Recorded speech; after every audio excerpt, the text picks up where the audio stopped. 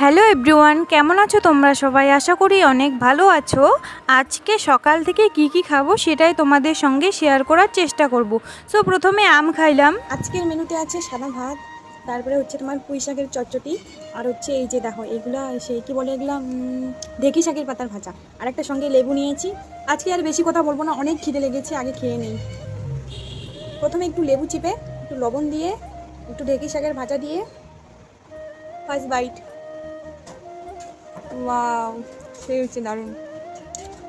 So বিকালের দিকে ভাবছিলাম যে কি খাওয়া যায়, তখন মাথার মধ্যে আইডিয়া আসলো যে একটু ফুচকা খাবো। বেশ কয়েকদিন থেকে খেতেও ইচ্ছা করছিল, তো যেমন কথা তেমন কাজ, চলে গেছিলাম ফুচকা খাওয়ার জন্য। আর হ্যাঁ, আমার ভিডিও তোমাদের কেমন লাগে অবশ্যই জানাতে ভুলো না, আর আমার পাশে থেকো।